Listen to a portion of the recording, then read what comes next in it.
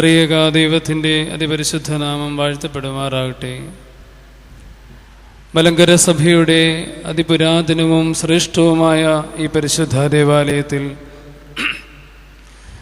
മലങ്കര സഭയുടെ മഹാപരിശുദ്ധനായ പരിശുദ്ധ പരിമല കൊച്ചുതിരുമേനിയുടെ കബറിടത്താലും പ്രാർത്ഥനയാലും സാന്നിധ്യത്താലും അനുഗ്രഹീതമായ ഈ പുണ്യഭൂമിയിൽ നിന്നുകൊണ്ട് ഒരിക്കൽ കൂടി നിങ്ങളോടൊത്ത് ദൈവവചനത്തെ ശുശ്രൂഷിക്കുവാൻ ദൈവം ഒരുക്കി തന്ന ഈ വലിയ അവസരത്തിനായിട്ട് ദൈവത്തെ സ്തുതിക്കുന്നു.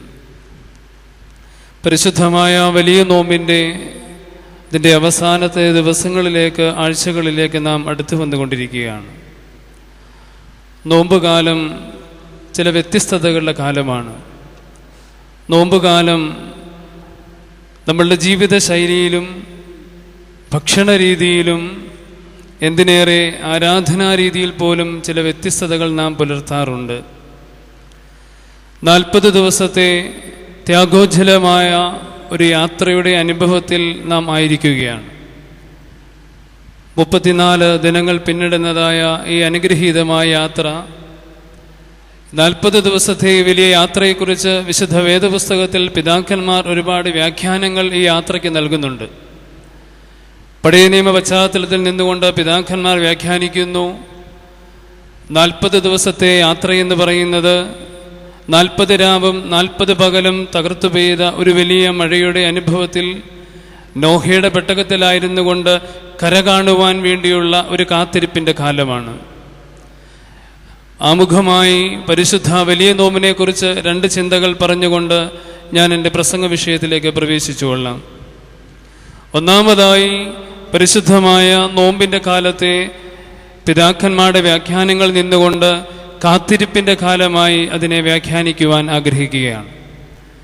സ്വർഗാരോഹണം മുതൽ പെന്തിക്കോസ്ത് വരെയുള്ള 10 ദിവസങ്ങൾ പരിശുദ്ധ സഭ പ്രത്യേകമായി കാത്തിരിപ്പിൻ്റെ കാലമെന്ന് മാറ്റിവെച്ചിട്ടുണ്ടെങ്കിലും പരിശുദ്ധാത്മാവിനെ സ്വീകരിക്കുവാനുള്ള കാത്തിരിപ്പിൻ്റെ കാലമാണെങ്കിൽ ഈ 40 ദിവസത്തെ യാത്ര തുടർന്നുള്ള 10 ദിവസത്തേക്കുള്ള കർത്താവായ യേശുക്രിസ്തുവിൻ്റെ രക്ഷാകരമായ കഷ്ടാനുഭവവും രക്ഷാകരമായ ഉയർപ്പ് പെരുന്നാളിലേക്കുള്ള ഒരു കാത്തിരിപ്പിൻ്റെ കാലമാണ്.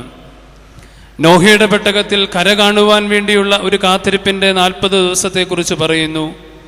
തുടർന്ന് പുറപ്പാട് പുസ്തകത്തിൽ പിതാക്കന്മാർ വ്യാഖ്യാനിക്കുന്നു, ഫറവോന്റെ അടിമത്തത്തിൽ നിന്ന് പാലും തേനും ഒഴുകുന്ന കനാൻ ദേശത്തേക്കുള്ള ഒരു യാത്രയെ 40 ദിവസത്തെ ആ അനുഗ്രഹീതമായ നല്ല നാളുകൾക്ക് വേണ്ടിയുള്ള ഒരു കാത്തിരിപ്പായി വ്യാഖ്യാനിക്കുന്നു. അങ്ങനെയെങ്കിൽ ഈ നോമ്പുകാലം ഒരു വലിയ കാത്തിരിപ്പിൻ്റെ കാലമാണ്. 40-ാം സങ്കീർത്തനം അതിൻ്റെ 1-ാമത്തെ വാക്യം നാം ഇങ്ങനെ വായിക്കുന്നു, ഞാൻ യഹോവയ്ക്കായി കാത്തിരുന്നു, അവൻ എങ്കിലേക്ക് ചാഞ്ഞ് എൻ്റെ നിലവിളി കേട്ടു. ഞാൻ യഹോവയ്ക്കായി കാത്തിരുന്നു, അവൻ എങ്കിലേക്ക് ചാഞ്ഞ് എൻ്റെ നിലവിളി കേട്ടു. ദൈവജനമേ, ഈ 40 ദിവസത്തെ കാത്തിരിപ്പ് ദൈവസന്നിധിയിലുള്ള നമ്മുടെ നിലവിളികളെ ശ്രദ്ധിക്കുവാനുള്ള, ദൈവം കേൾക്കുവാനുള്ള ഒരു കാലഘട്ടമാണ്.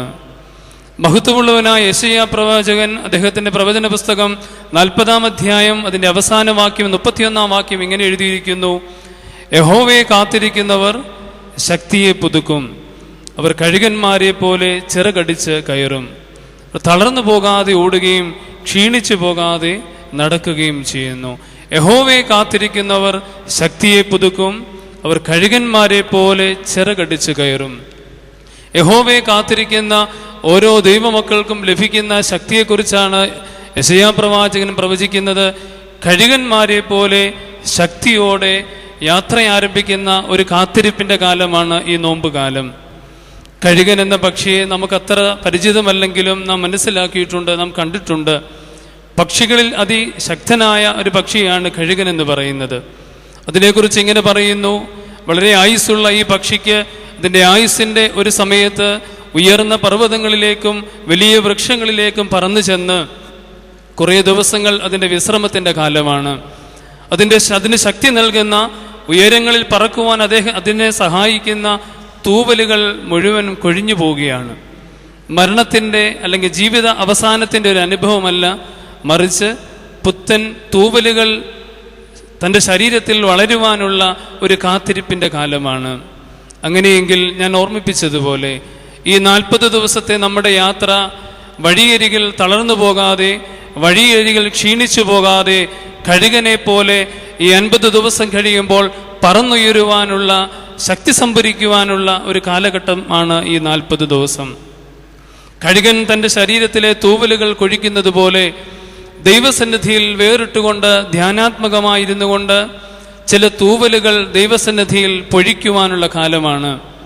അത് ശക്തിയുടെ തൂവലുകളല്ല, മറിച്ച് അഹങ്കാരത്തിൻ്റെയും അഹംഭാവത്തിൻ്റെയും അസൂയയുടെയും ദൈവസന്നിധിയിൽ എന്തെല്ലാം മോശമായ ചില ആവരണങ്ങളുമായി ഞാനും നിങ്ങളും ഈ ലോകത്തിൽ ജീവിക്കുമ്പോൾ ഈ 40 ദിവസം ദൈവസന്നിധിയിൽ കാത്തിരിക്കുന്നത് ഈ തൂവലുകളെ പൊഴിച്ചുകൊണ്ട്, വൃക്ഷങ്ങൾ തങ്ങളുടെ ഇലകളെ പൊഴിച്ച് പുത്തൻ നാമ്പുകൾക്ക് വേണ്ടി കാത്തിരിക്കുന്നത് പോലെ ഉയർപ്പ് പെരുന്നാളിൽ പുതിയ ശക്തി സംഭരിക്കുവാനുള്ള ഒരു കാത്തിരിപ്പിൻ്റെ കാലമാണ്. ഒന്നാമതായി നോമ്പുകാലത്തെക്കുറിച്ച് ഞാൻ ഓർമ്മിപ്പിച്ചത്, നോമ്പുകാലം ഒരു കാത്തിരിപ്പിൻ്റെ കാലമാണ്. രണ്ടാമതായി നോമ്പുകാലത്തെക്കുറിച്ച് പിതാക്കന്മാർ പറയുന്നു, ആത്മപരിശോധനയുടെ കാലമാണ് നോമ്പുകാലം. സ്വയപരിശോധനയുടെയും ആത്മവിമർശനത്തിൻ്റെയും ഒരു കാലഘട്ടമാണ് നോമ്പുകാലം. ഈ പരിശുദ്ധ ദേവാലയത്തിൽ ഇരുന്നു കൊണ്ട് യാതൊരു ശബ്ദങ്ങളോ ഇല്ലാതെ ശാന്തമായി ദൈവത്തെ കണ്ടുകൊണ്ട് ദൈവത്തോട് സംസാരിക്കുമ്പോൾ ഇതൊരു സ്വയവിമർശനത്തിൻ്റെ കാലഘട്ടമായിരിക്കട്ടെ. 40 ദിവസത്തെ നമ്മുടെ യാത്രകൾ അന്യനിലെ കുറവുകളെ കണ്ടെത്തുവാനുള്ളതല്ല, മറിച്ച് സ്വയമായ കുറവുകളെയും സ്വയമായ ബലഹീനതകളെയും തിരിച്ചറിയുവാനുള്ള കാലമാണ്. വേദപുസ്തകത്തിൽ നാം കാണുന്നുണ്ട്, സ്വന്തം കണ്ണിലെ കോൽ നോക്കാതെ സഹോദരൻ്റെ കണ്ണിലെ കരടിനെ കുറിച്ച് വ്യാകുലപ്പെടുന്ന, വ്യഗ്രതപ്പെടുന്ന ആളുകളെ കുറിച്ച്. പലപ്പോഴും ഞാനും നിങ്ങളും അതിൽ നിന്ന് മാറ്റപ്പെട്ടവരാണ് എന്ന് ഞാൻ ഓർക്കുന്നില്ല. ഈ നോമ്പുകാലം സഹോദരൻ്റെ കണ്ണിലെ കരടിനേക്കാൾ ഉപരിയായി സ്വന്തം കണ്ണിൽ പ്രതിസന്ധിയായി നിൽക്കുന്ന കോലിൻ്റെ നീളവും വീതിയും അളക്കുവാനുള്ള കാലഘട്ടമായിരിക്കട്ടെ ഈ നോമ്പുകാലം. 34 ദിവസങ്ങൾ നാം പിന്നിടുമ്പോൾ നാം നോമ്പിൻ്റെ അതിൻ്റെ ഏറ്റവും ഉന്നതമായ അനുഭവത്തിലേക്ക് നാം അടുത്തു വരുമ്പോൾ ഈ യാത്ര ദൈവസന്നിധിയിൽ നിന്ന് അനുഗ്രഹങ്ങളെ പ്രാപിക്കുവാനുള്ള ഒരു കാത്തിരിപ്പിൻ്റെ കാലമായിരുന്നു കൊണ്ടും ദൈവസന്നിധിയിൽ ഒരു സ്വയവിമർശനത്തോടുകൂടി, ഒരു ആത്മപരിശോധനയോടുകൂടി, ദൈവമേ, ഈ നോമ്പുകാലം ഈ ആയുസ്സിൻ്റെ വ്യത്യസ്തതകളിൽ നിന്നുകൊണ്ട് എത്ര കാലമായി നോമ്പിൻ്റെ അനുഭവത്തിലൂടെ കടന്നു പോകുമ്പോൾ എന്നിലെ കുറവിൻ്റെ ദൈർഘ്യം അറിയുവാൻ, എന്നിലെ ബലഹീനതകളിലെ ആഴമറിയുവാൻ ഈ നോമ്പുകാലം തുടർന്നുള്ള ദിവസങ്ങൾ ശക്തിപ്പെടുത്തണമേ എന്ന് നമുക്കൊരുമിച്ച് പ്രാർത്ഥിക്കാം. ഇന്നത്തെ ഈ പകൽക്കാലം നമുക്കൊരുമിച്ച് ദൈവസന്നിധിയിൽ ശരണപ്പെട്ടുകൊണ്ട് ദൈവവചനത്തിൽ നിന്ന് ചിന്തിക്കുവാനായി തിരഞ്ഞെടുത്തിരിക്കുന്നതായ വേദഭാഗം 4-ാം നൂറ്റാണ്ടിൽ ജീവിച്ചിരുന്ന പരിശുദ്ധാത്മാവിൻ്റെ കിന്നരമെന്ന പിതാക്കന്മാർ വിവക്ഷിക്കുന്ന ഒരു മഹാപരിശുദ്ധനാണ് മോർ അപ്രയം പിതാവ്. ഇന്നത്തെ ധ്യാനചിന്തയ്ക്ക് മുമ്പായും മോർ അപ്രയം പിതാവിൻ്റെ ഒരുപാട് ഈരടികൾ നാം ആലപിക്കുകയുണ്ടായി. എന്നുടയോനെ സന്നിധിയിൽ എന്ന് തുടങ്ങുന്നതും, കർത്താവെ കൃപ ചെയ്യണമേ കൈക്കൊണ്ടടിയാരുടെ എന്ന് തുടങ്ങുന്നതും, ഞങ്ങൾക്കുള്ള കർത്താവെ എന്ന് തുടങ്ങുന്ന വ്യത്യസ്തങ്ങളായ ആഴമേറിയ ദൈവിക ശാസ്ത്ര ദൈവചിന്തകൾ പങ്കുവയ്ക്കുന്ന പരിശുദ്ധാത്മാവിൻ്റെ കിന്നരമായ മോർ അപ്രയം പിതാവിൻ്റെ ബോബൂസോയിലെ 4 വരികൾ ഞാൻ ആദ്യമേ പാടുകയുണ്ടായി. കടൽ കുഴി അഗ്നി ചൂളകളിൽ നിന്ന് ദൈവസന്നിധിയിലേക്ക് കരയേറിയ പ്രാർത്ഥന പോലെ അടിയാരുടെ പ്രാർത്ഥനകൾക്കും കൃപയുടെ വാതിൽ തുറക്കണമേ എന്നാണ് ആ പിതാവ് പ്രാർത്ഥിക്കുന്നത്. ലോകത്തിൻ്റെ വ്യത്യസ്തമായ 3 സാഹചര്യങ്ങളിൽ നിന്ന് ദൈവസന്നിധിയിലേക്ക് പ്രീതികരമായി തീർന്ന പ്രാർത്ഥന പോലെ 3 സാഹചര്യങ്ങളെക്കുറിച്ച് മോർ അപ്രയം പിതാവ് അവിടെ പ്രതിപാദിച്ചിരിക്കുന്നു. ഒന്നാമതായി, കടലിൽ നിന്നുകൊണ്ട് ദൈവത്തോട് പ്രാർത്ഥിച്ച ഒരു പ്രവാചകൻ. വലിയ നോമ്പിൻ്റെ ആരംഭത്തിന് 18 ദിവസം മുൻപ് 3 ദിവസം വളരെ ആഴമായി ദൈവാത്മകമായി ചിന്തിക്കുന്ന ഒരു 3 നോമ്പിൻ്റെ അനുഭവത്തിലൂടെയാണ് നാം വലിയ നോമ്പിലേക്ക് നാം കടന്നു വരുന്നത്. സമുദ്രത്തിൻ്റെ ആഴത്തിൽ നിന്നുകൊണ്ട്, മത്സ്യത്തിൻ്റെ ഉള്ളിൽ നിന്നുകൊണ്ട് ദൈവത്തോട് അയ്യം വിളിച്ച, നിലവിളിച്ച യോനാ പ്രവാചകനെ കുറിച്ച് നാം കാണുന്നുണ്ട്. അപ്പം അതുകൊണ്ട് ഈ പിതാവ് പറയുന്നു, കടലിൽ നിന്നുകൊണ്ട് ദൈവത്തോട് നിലവിളിച്ച യോനായുടെ പ്രാർത്ഥന കേട്ടതുപോലെ ഈ നോമ്പിൽ എൻ്റെ പ്രാർത്ഥനയും നീ കേൾക്കണമേ. രണ്ടാമതായി അവിടെ പറയുന്നു, കുഴിയിൽ നിന്നുകൊണ്ട് ദൈവത്തോട് പ്രാർത്ഥിച്ച ഒരു സാഹചര്യം. നമുക്കറിയാം, ദാനിയേൽ പ്രവാചകന്റെ പുസ്തകത്തിലെ സാഹചര്യങ്ങളാണ് തുടർന്ന് 2 സാഹചര്യങ്ങൾ അവിടെ വ്യക്തമാക്കിയിരിക്കുന്നത്. സിംഹക്കുഴിയുടെ ഉള്ളിൽ നിന്നുകൊണ്ട് ദൈവത്തോട് പ്രാർത്ഥിച്ച് ദൈവം ഉത്തരമരുളിയ ആ പ്രാർത്ഥന പോലെ, കടൽ കുഴി അഗ്നിച്ചൂളകളിൽ നിന്ന് ദൈവസന്നിധിയിലേക്ക് കരയേറിയ പ്രാർത്ഥന പോലെ, ശദ്രക്, മേശക്, അബേദ്നെഗോ എന്ന് പറയുന്ന 3 ചെറുപ്പക്കാരുടെ പ്രാർത്ഥന പോലെ, ദൈവമേ, ഈ നോമ്പുകാലം ഓരോ സന്ധിയിലും നാം ഉരുവിടുന്നു. കടൽ കുഴി അഗ്നി ചൂളകളിൽ നിന്ന് കരയേറിയ പ്രാർത്ഥന പോലെ എൻ്റെ പ്രാർത്ഥനയും ദൈവസന്നിധിയിൽ പ്രീതികരമാകണമേ. ഈ ചുരുങ്ങിയ സമയത്തിൽ നിന്നുകൊണ്ട് ദാനിയേൽ പ്രവാചകന്റെ ജീവിത അനുഭവങ്ങളെ ഈ വലിയ നോമ്പിന്റെ അനുഭവത്തിലൂടെ കടന്നു പോകുന്ന നാം ഓരോരുത്തരുടെ ജീവിതവുമായി ഒന്ന് താരതമ്യം ചെയ്യുവാൻ ആഗ്രഹിക്കുകയാണ്. 12 അധ്യായങ്ങൾ മാത്രമുള്ള ഈ ദാനിയേൽ പ്രവാചകന്റെ പുസ്തകം നൽകുന്ന സംഭവം എന്ന് പറയുന്നത് നമുക്ക് വളരെ സുപരിചിതമാണ്.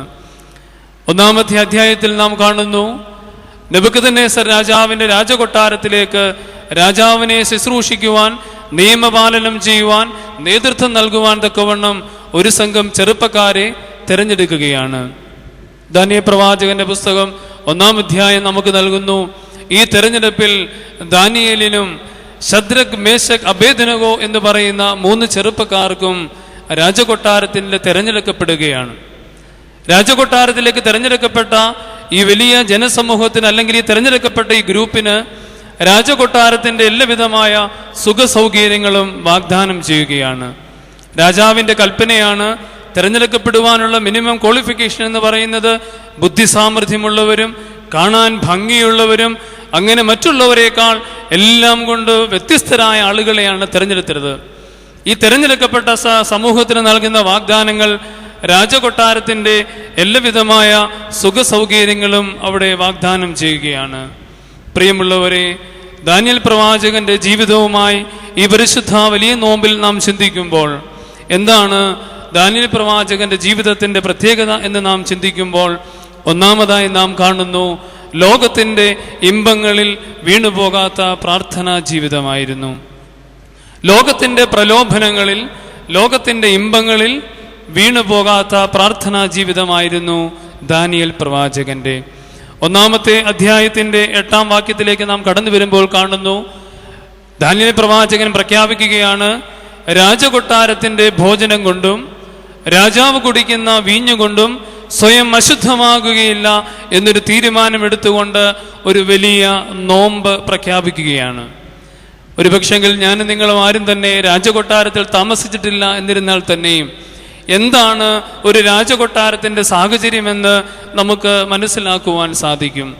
സുഖ സൗകര്യങ്ങൾ കൊണ്ടും ആഡംബരങ്ങൾ കൊണ്ടും അതെല്ലാവിധമായ സൗകര്യങ്ങൾ വാഗ്ദാനം ചെയ്യപ്പെടുന്നതായ രാജകൊട്ടാരത്തിന്റെ ചുറ്റുപാടിൽ തെരഞ്ഞെടുക്കപ്പെട്ട ഈ ചെറിയ സമൂഹത്തിൽ നിന്നുകൊണ്ട് വേറിട്ട് ചിന്തിച്ചുകൊണ്ട് ദാനിയേൽ പ്രവാചകനും ഈ 3 ചെറുപ്പക്കാരും പറയുകയാണ്, രാജകൊട്ടാരത്തിന്റെ ഭോജനം കൊണ്ടും രാജാവ് നൽകുന്ന, അല്ലെ രാജാവ് കുടിക്കുന്ന വീഞ്ഞുകൊണ്ടും സ്വയം അശുദ്ധമാകുകയില്ല എന്നൊരു തീരുമാനം എടുക്കുകയാണ്. ഒരു വലിയ നോമ്പിന്റെ 34 ദിവസങ്ങൾ നാം പിന്നിടുകയാണ്. നോമ്പ് എന്ന് പറയുന്നത് ഏതാനും ചില ആഹാര പദാർത്ഥങ്ങൾ, നാവിന് രുചികരമായ ചില ഭക്ഷണ പദാർത്ഥങ്ങൾ കേവലം വെടിയുക എന്നുള്ളത് മാത്രമല്ല നോമ്പ് എന്ന് പറയുന്നത്. പിതാക്കന്മാർ പറയുന്നു, നോമ്പ് എന്നതിന് നൽകുന്ന ഒരു വ്യാഖ്യാനമുണ്ട്. നിനക്ക് ഇമ്പകരമായി തോന്നുന്ന എന്തിനോടെല്ലാം നീ നോ എന്ന് പറയേണ്ടിയിരിക്കുന്നുവോ അതിനെയാണ് നോമ്പ് എന്ന് പറയുന്നത്. ഇറച്ചിയോ മീനോ മുട്ടയോ കഴിക്കുന്നത് നിനക്ക് നാവിന് രുചികരമായിരുന്നതിനോട് നീ ഈ 50 ദിവസം ഒരു പക്ഷെങ്കിൽ ആരുടെയെങ്കിലും നിർബന്ധത്താലോ സ്വയമായെടുത്ത ചില തീരുമാനത്താലോ നീ നോ എന്ന് പറയുന്നുണ്ടെങ്കിൽ അതുകൊണ്ട് മാത്രം ഒരു നോമ്പാകുന്നില്ല. നിന്റെ നാവിനോട് ഇമ്പകരത്തോട് നീ നോ എന്ന് പറഞ്ഞുവെങ്കിൽ പിതാക്കന്മാർ പറയുന്നു, ഈ നോമ്പ് കാലം നിന്റെ കണ്ണിന് ഇമ്പകരമായ എന്തെല്ലാം കാഴ്ചകളുണ്ടോ അതിനോട് നീ നോ എന്ന് പറയണം. നിന്റെ കാതിന് ഇമ്പകരമായ എന്തെല്ലാം കാഴ്ചകൾ ഈ നോമ്പ് കാലത്ത് നീ ആസ്വദിക്കുന്നുവോ അതിനോട് നീ നോമ്പ് എന്ന് പറയണം. ഇങ്ങനെ പറയുമ്പോൾ മാത്രമേ ഒരു നോമ്പായി മാറുകയുള്ളൂ. ഇവിടെ ദാനിയേൽ പ്രവാചകന്റെ ജീവിതത്തിലേക്ക് കടന്നു വരുമ്പോൾ അദ്ദേഹത്തിന് ലഭിക്കുന്നതായ സ്ഥാനമാനങ്ങളിൽ നിന്നുകൊണ്ട്, അദ്ദേഹത്തിന് ലഭിച്ചതായ എല്ലാവിധമായ സുഖ സൗകര്യങ്ങളിൽ നിന്നുകൊണ്ട് ഈ നോമ്പിന്റെ അനുഭവത്തിലേക്ക് ഒരുപക്ഷെ കടന്നു വരണമെന്നില്ല. എന്നാൽ താൻ നിലവിളിക്കുന്ന ദൈവത്തോടുള്ളതായ ബന്ധത്തിൽ നിന്നുകൊണ്ട് ദാനിയേൽ പ്രവാചകൻ ഒരു വലിയ നോമ്പിന്റെ അനുഭവത്തിലൂടെ കടന്നു പോവുകയാണ്. നമുക്ക് ചുറ്റുപാടുമുള്ളതായ, ഞാനും നിങ്ങളും അധിവസിക്കുന്നതായ ഈ ലോകം പ്രലോഭനങ്ങളുടെയും ഇമ്പങ്ങളുടെയും ഒരു ജീവിത അനുഭവമാണ്. നമുക്ക് ചുറ്റുപാടുമുള്ളതായ ലോകം ഒരുപാട് വാഗ്ദാനങ്ങളും ഒരുപാട് പ്രലോഭനങ്ങളും നൽകുന്നതാണ്. നോമ്പുകാലം പലപ്പോഴും എന്തുകൊണ്ട് നോമ്പിന്റെ അനുഭവത്തിലൂടെ കടന്നു പോകുവാൻ എനിക്ക് സാധിക്കുന്നില്ല എന്ന് സ്വയവിമർശനത്തോടെ ഞാൻ ആദ്യമേ ഓർമ്മിപ്പിച്ചതുപോലെ, ആത്മപരിശോധന നടത്തുമ്പോൾ ലഭിക്കുന്ന ഉത്തരം ഏതാനും ചില പ്രലോഭനങ്ങളിൽ വീണുപോകുന്നത് കൊണ്ടാണ് നോമ്പിനെ നോമ്പായി അനുഷ്ഠിക്കുവാൻ സാധിക്കാതെ പോകുന്നത്. റിക് വാറൻ എന്ന അദ്ദേഹത്തിന്റെ ടെംപ്റ്റേഷൻ എന്ന് പറയുന്ന ഒരു പുസ്തകത്തിൽ ഇങ്ങനെ എഴുതിയിരിക്കുന്നു: പ്രലോഭനങ്ങൾ ഒരിക്കലും പാപത്തിന് കാരണമല്ല. പ്രലോഭനങ്ങളെ അതിജീവിക്കുമ്പോൾ നിങ്ങൾ നന്മയിലേക്ക് നടക്കുകയാണ്. പ്രലോഭനങ്ങൾ ഒരിക്കലും പാപത്തിന് കാരണമല്ല, മറിച്ച് പ്രലോഭനങ്ങളെ അതിജീവിക്കുമ്പോൾ നിങ്ങൾ നന്മയിലേക്ക് നടക്കുകയാണ്. തുടർന്ന് അദ്ദേഹം എഴുതിയിരിക്കുന്നു: ദൈവപുത്രനായ യേശുക്രിസ്തുവിന് പോലും പ്രലോഭനങ്ങൾ ഉണ്ടായി. വിശന്നിരിക്കുന്നവന്റെ മുമ്പിലേക്ക് കല്ലിനെ അപ്പമാക്കി തീർക്കുവാനുള്ള വളരെ നിസ്സാരമായ ഒരു പ്രലോഭനം, തന്നെ ഒന്ന് താണുവണങ്ങിയാൽ ലഭിക്കുവാൻ പോകുന്ന ലോകത്തിന്റെ സൗകര്യങ്ങൾ, നീ ഇതിൽ നിന്ന് താഴേക്ക് ചാടിയാൽ നിനക്ക് ലഭിക്കുന്ന സംരക്ഷണത്തെക്കുറിച്ചുള്ള ലോകത്തിന്റെ വാഗ്ദാനങ്ങൾ, ഈ പ്രലോഭനങ്ങൾ യേശുക്രിസ്തുവിന് പോലും ഉണ്ടാകുന്നു. അദ്ദേഹം തന്റെ പുസ്തകത്തിൽ പറയുന്നു, ദൈവപുത്രൻ ഈ പ്രലോഭനങ്ങളെ അതിജീവിച്ചപ്പോഴാണ് അദ്ദേഹം ദൈവപുത്രനായി അല്ലെ നന്മയിലേക്ക് നടക്കുന്നത്. പ്രിയമുള്ളവരെ, ബലഹീനരായ നാം ഈ ലോകത്തിൽ ജീവിക്കുമ്പോൾ പ്രലോഭനങ്ങൾ ഒഴിഞ്ഞ, ലോകത്തിന്റെ മോഹങ്ങൾ ഒഴിഞ്ഞ ഒരു ജീവിതം നമുക്ക് ജീവിക്കുവാൻ സാധിക്കുകയില്ല. ഈ പ്രലോഭനങ്ങൾ എനിക്കും നിങ്ങൾക്കുമെല്ലാം ഒരുപോലെ തന്നെയാണ്. എന്നാൽ നാം തിരിച്ചറിയേണ്ടിയിരിക്കുന്നു എങ്ങനെ ഈ പ്രലോഭനങ്ങളെ, ഈ ലോകത്തിന്റെ മോഹങ്ങളെ, ഇമ്പങ്ങളെ അതിജീവിക്കുവാൻ നമുക്ക് സാധിക്കും എന്നുള്ളതാണ്. അതുകൊണ്ട് വീണുപോകുന്നത്, നോമ്പ് അനുഷ്ഠിക്കുവാൻ സാധിക്കാതെ പോകുന്നത് കേവലമായ ചില പ്രലോഭനങ്ങളിൽ വീണുപോയത് കൊണ്ടാണ് എന്ന് ഞാനും നിങ്ങളും വിധി എഴുതുന്നുവെങ്കിൽ തിരിച്ചറിയുക. ഒരു പ്രലോഭനങ്ങളെ ഇല്ലാതെയാക്കിക്കൊണ്ട് ജീവിക്കുവാൻ സാധിക്കുകയില്ല, അതിനെ അതിജീവിച്ചുകൊണ്ടാണ് ഞാനും നിങ്ങളും ജീവിക്കേണ്ടത്. അദ്ദേഹം ആ പുസ്തകത്തെ തുടർന്ന് വളരെ വളരെ നമുക്ക് മനസ്സിലാകുന്ന ഭാഷയിൽ ഇങ്ങനെ രേഖപ്പെടുത്തിയിരിക്കുന്നു: ഒരു കാറ്റടിക്കുമ്പോൾ കുറെ മരങ്ങൾ ഒടിഞ്ഞു വീഴുവാറുണ്ട്. ഈ മരം വീണതിന് കാരണം കാറ്റാണോ എന്ന് അദ്ദേഹം ചോദിക്കുന്നു. അദ്ദേഹം എഴുതുന്നു, ഈ മരം വീണതിന് കാരണം കാറ്റ് അല്ല. കാരണം കാറ്റായിരുന്നുവെങ്കിൽ ഈ കാറ്റടിച്ചപ്പോൾ ആ പ്രദേശത്തെ മരങ്ങൾ മുഴുവൻ താഴെ വീഴണമായിരുന്നു. അപ്പോൾ ഈ വീണ മരങ്ങളെ കുറിച്ച് ചിന്തിക്കുമ്പോൾ കാറ്റിന്റെ പ്രലോഭനത്തെ, കാറ്റിന്റെ ശക്തിയെ അതിജീവിക്കുവാൻ സാധിക്കാത്ത മരങ്ങളാണ് കടപുഴകി വീണത്. പ്രിയമുള്ളവരെ, ദൈവസന്നിധിയിൽ പ്രലോഭനങ്ങൾ നമ്മുടെ മുമ്പിൽ ഒരുപോലെ കടന്നു വരുമ്പോൾ, കല്ലിനെ അപ്പമാക്കി തീർക്കുക എന്ന പ്രലോഭനം ദൈവസന്നിധിയിൽ കടന്നു വരുമ്പോൾ അതിനെ അതിജീവിച്ച ദൈവത്തെ പോലെ ഈ നോമ്പുകാലം പ്രലോഭനങ്ങളെ അതിജീവിക്കുവാൻ നാം പഠിക്കേണ്ടിയിരിക്കുന്നു. പലപ്പോഴും ഈ ലോക ജീവിതത്തിന്റെ ചെറുതും വലുതുമായ പാപ അനുഭവത്തിലേക്ക് നാം കടന്നു പോകുമ്പോൾ അറിഞ്ഞോ അറിഞ്ഞുകൂടാതെ നാം വീണ്ടു പോവുകയാണ്. പല കുറവുകളും പല തെറ്റുകളും നാം തിരിച്ചറിയുമ്പോൾ പലപ്പോഴും തിരികെ വരുവാൻ സാധിക്കാത്ത ഒരു സാഹചര്യത്തിലേക്ക് നാം വീണ്ടു പോവുകയാണ്. ഒരു പക്ഷിയുടെ കഥ ഒരുപക്ഷെ നിങ്ങൾ കേട്ടിട്ടുണ്ടാകാം. ഒരിക്കൽ ഒരു പക്ഷി ഒരു മരത്തിന്റെ മുകളിലിരുന്നു കൊണ്ട് താഴത്തെ മനോഹരമായ പ്രകൃതി സൗന്ദര്യമൊക്കെ ഇങ്ങനെ ആസ്വദിക്കുകയാണ്. ആ പക്ഷി ആ മരത്തിന്റെ മുകളിലിരുന്നു കൊണ്ട് പ്രകൃതി സൗന്ദര്യം ഇങ്ങനെ ആസ്വദിച്ചപ്പോൾ താഴെ കൂടെ ഒരു പൂച്ച ഒരു ചെറിയ കൊട്ടയിൽ കുറെ പുഴുക്കളുമായി കടന്നു പോവുകയാണ്. ഈ പക്ഷി മരത്തിന്റെ മുകളിൽ നിന്ന് നോക്കിയപ്പോൾ കൊതി ഊറുക തക്കവണ്ണമുള്ള, തന്നെ ആകർഷിക്കത്തക്കവണ്ണമുള്ള മനോഹരമായ കുറെ പുഴുക്കൾ. ഈ പൂച്ച ഈ പക്ഷിയുടെ അടുത്ത് വന്നിട്ട് പറഞ്ഞു, താഴേക്ക് വന്നിട്ട് നിനക്ക് ഈ പുഴുവിനെ തരാം. ഈ പുഴുവിന്റെ മനോഹാരിതയിൽ ആകൃഷ്ടനായ പക്ഷി താഴേക്ക് ഇറങ്ങി വന്നു. ഈ പൂച്ച ഒരു പുഴുവിനെ ഈ പക്ഷിക്ക് കൊടുത്തു. അതിന്റെ രുചി ഇതിനെ വല്ലാതെ അങ്ങ് ആകർഷിച്ചു. പക്ഷി പറഞ്ഞു, എനിക്ക് വീണ്ടും ഒരു പുഴുവിനെ കൂടെ തന്നാട്ട്. പൂച്ച പറഞ്ഞു, ഇനിയുമുള്ള ഓരോ പുഴുവിനും നിന്റെ ശരീരത്തിൽ ഒരുപാട് തൂവലുകളുണ്ടല്ലോ മനോഹരമായി, ഞാൻ നിനക്ക് അങ്ങോട്ട് നൽകുമ്പോൾ എന്തെങ്കിലും ഒന്ന് പ്രതിഫലമായി നീ നൽകണമല്ലോ. അതുകൊണ്ട് നിന്റെ ശരീരത്തിലെ ഒരു തൂവല് പ്രതിഫലമായി നൽകണം. ഈ പക്ഷി പറഞ്ഞു, എത്രയോ തൂവലുകൾ എൻ്റെ ശരീരത്തിലുണ്ട്, ഒരു പുഴുവിനെ കൊടുക്കുമ്പോൾ നിസ്സാരം ഒരു തൂവൽ കൊടുത്താൽ മതിയല്ലോ. അങ്ങനെ ഓരോ പുഴുവിനും പ്രതിഫലമായി ഈ പക്ഷി തൻ്റെ ശരീരത്തിലെ ഓരോ തൂവലുകൾ കൊടുത്തു. ഈ പക്ഷിക്ക് ഈ പുഴുവിനോടുള്ള രുചി മൂലം വീണ്ടും വീണ്ടും കഴിച്ചുകൊണ്ടിരിക്കുകയാണ്. ഓരോ തൂവലുകൾ തൻ്റെ ശരീരത്തിൽ നിന്ന് പറിക്കുമ്പോഴും അത് തിരിച്ചറിയുന്നുണ്ട്. തനിക്ക് പറക്കുവാനുള്ള കഴിവ് കുറേശ്ശെയായി നഷ്ടപ്പെട്ടുകൊണ്ടിരിക്കുകയാണ്. എന്നാൽ ഈ തിരിച്ചറിവിൻ്റെ മധ്യത്തിലും ഈ പക്ഷിക്ക് തനിക്ക് സംഭവിക്കുന്ന അപകടത്തെക്കാൾ ഉപരി ഈ പുഴുവിനോടുള്ള ആർത്തി മൂലം അത് മറന്നു പോവുകയാണ്. ആ കഥയുടെ അവസാനം നമുക്ക് മനസ്സിലാകും, ഓരോ പുഴുവും ഭക്ഷിച്ചു കൊണ്ടിരിക്കുമ്പോഴും തൻ്റെ ശരീരത്തിലെ അവസാനത്തെ തൂവലും അത് പറിച്ചു കൊടുക്കുമ്പോഴാണ് തനിക്ക് സംഭവിച്ചു പോയ അപകടത്തെക്കുറിച്ച് അത് മനസ്സിലാക്കുന്നത്. തൻ്റെ അവസാനത്തെ തൂവൽ പറിക്കുവാൻ ഈ പൂച്ച മുതിരുമ്പോൾ, പറക്കുവാൻ വേണ്ടി തൻ്റെ ശക്തി സംഭരിക്കുമ്പോഴാണ് തനിക്ക് സംഭവിച്ചു പോയ അപകടത്തെ ഈ പക്ഷി തിരിച്ചറിയുന്നത്. ഈ കഥ നൽകുന്ന സന്ദേശം വളരെ വലുതാണ്. ജീവിതത്തിൽ ചിലപ്പോഴെങ്കിലും ചില പാപ അനുഭവങ്ങളെ, ചില പ്രലോഭനങ്ങളെ ഞാനും നിങ്ങളും ജസ്റ്റിഫൈ ചെയ്തുകൊണ്ട്, നിസാരവൽക്കരിച്ചുകൊണ്ട്, ചെറുതല്ലേ എന്ന് പറഞ്ഞുകൊണ്ട് ചെയ്യുന്ന ജീവിത സാഹചര്യങ്ങൾ പലപ്പോഴും തിരിച്ചു വരുവാൻ, ഒരു മടക്കയാത്രയ്ക്ക് പലപ്പോഴും അവസരങ്ങൾ ജീവിതത്തിൻ്റെ ഒരു വലിയ പ്രതിസന്ധിയുടെ അനുഭവത്തിലേക്ക് നമ്മെ നയിക്കാറുണ്ട്. യാക്കോബ് ശ്ലീഹ തൻ്റെ ലേഖനം 1-ാമത്തെ അധ്യായം 15-ാം വാക്യത്തിൽ പറയുന്നു, മോഹം ഗർഭം ധരിച്ച് പാപത്തെ പ്രസവിക്കുന്നു. അദ്ദേഹം ആ അധ്യായത്തിൽ തന്നെ 14-15 വാക്യത്തിൽ പറയുന്നു, ഓരോരുവൻ പരീക്ഷിക്കപ്പെടുന്നത് സ്വന്തം മോഹത്താൽ ആകർഷിച്ച് വശീകരിക്കപ്പെടുകയാലാകുന്നു. ഓരോരുവൻ പരീക്ഷിക്കപ്പെടുന്നത് സ്വന്തം മോഹത്താൽ വശീകരിക്കപ്പെടുകയാണ് ചെയ്യുന്നത്. നമ്മുടെ ശരീരത്തിന് നൽകുന്ന ചില സുഖങ്ങൾ നൽകുവാൻ വേണ്ടി, നമ്മുടെ മനസ്സിന് നൽകുന്ന ചില സുഖങ്ങൾക്ക് വേണ്ടി സ്വയം പാപകരമായ അനുഭവത്തിലേക്ക് ഞാനും നിങ്ങളും അറിഞ്ഞുകൂടാതെയോ വീഴുകയാണ്.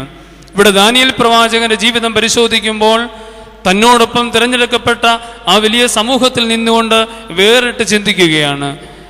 ഈ കൊട്ടാരത്തിൻ്റെ സമൃദ്ധിയോ മോഹങ്ങളോ പ്രലോഭനങ്ങളിലോ താൻ വീണുപോകുകയില്ല എന്ന് തിരിച്ചറിയുകയാണ്. പ്രിയമുള്ളവരെ, പലപ്പോഴും ജീവിത സാഹചര്യങ്ങളിൽ ഞാനും നിങ്ങളും ഈ തിരിച്ചറിവിലേക്ക് വരുവാൻ സാധിക്കാതെ പോവുകയാണ്. മുടിയനായ പുത്രന്റെ ഉപമയിൽ അവിടെ കർത്താവ് പറയുന്നു, ഈ മകന് സുബോധം വന്നിട്ട് തിരികെ വരികയാണ്. ഇന്നലകൾ ഇവരെ ചെയ്തു പോയത് ബോധത്തിലായിരുന്നുവെങ്കിൽ യഥാർത്ഥമായ സുബോധമുണ്ടായപ്പോഴാണ് പിതാവിനെ കുറിച്ച് ഓർക്കുന്നത്. നോമ്പുകാലം ബോധങ്ങളിൽ നിന്ന് സുബോധത്തിലേക്കുള്ള ഒരു വളർച്ചയുടെ കാലമായിരിക്കണം. നോമ്പുകാലം കേവലമായ അറിവിൽ നിന്ന് തിരിച്ചറിവിലേക്കുള്ള ഒരു യാത്രയുടെ കാലമായിരിക്കണം. 40 ദിവസത്തെ യാത്ര അത് വളരെ വേഗം അവസാനിക്കുമ്പോൾ ഈ ബോധത്തിൽ നിന്ന് സുബോധത്തിലേക്ക് വളരുവാൻ എനിക്ക് സാധിച്ചിട്ടുണ്ടോ? ഈ കേവലമായ അറിവിൽ നിന്ന് തിരിച്ചറിവിലേക്ക് വളരുവാൻ എനിക്ക് സാധിച്ചിട്ടുണ്ടോ എന്ന് നാം ചിന്തിക്കേണ്ടിയിരിക്കുന്നു.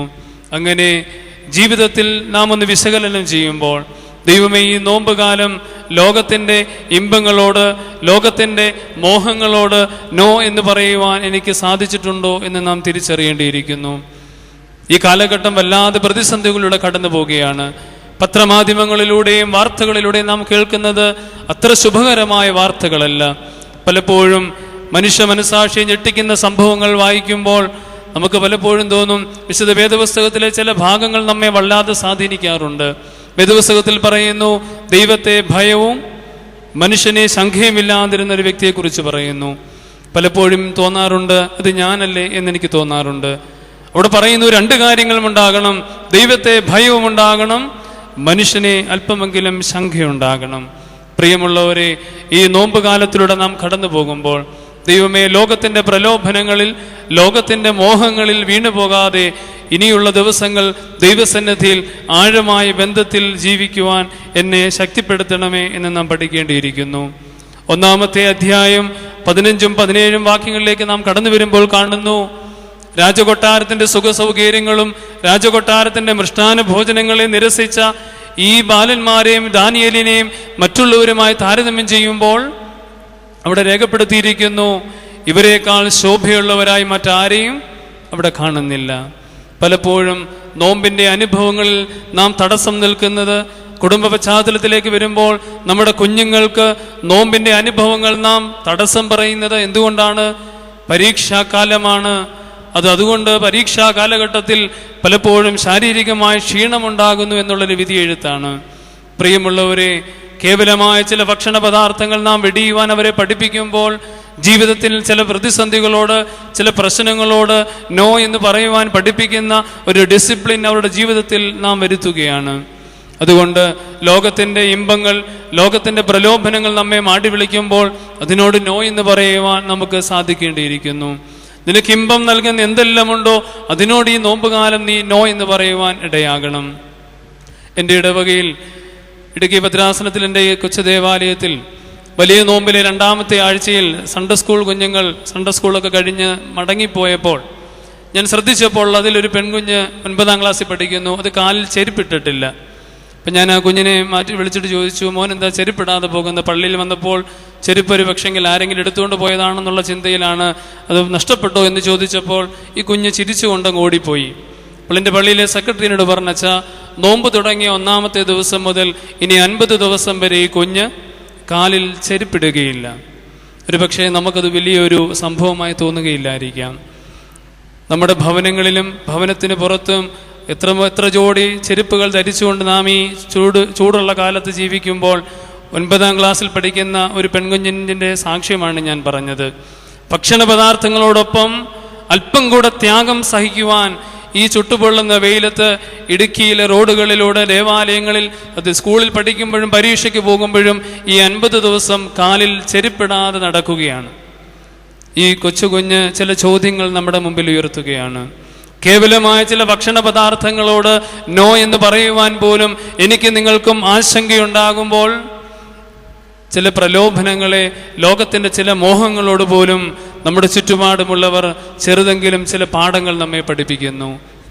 ദാനിയേൽ പ്രവാചകന് രാജകൊട്ടാരത്തിൻ്റെ ഭോജനങ്ങളോ വീഞ്ഞോ സുഖസൗകര്യങ്ങളോ ഒരുപക്ഷെങ്കിൽ പാപകരമായ ജീവിതത്തിലേക്ക് നയിക്കുന്നില്ലായിരിക്കാം.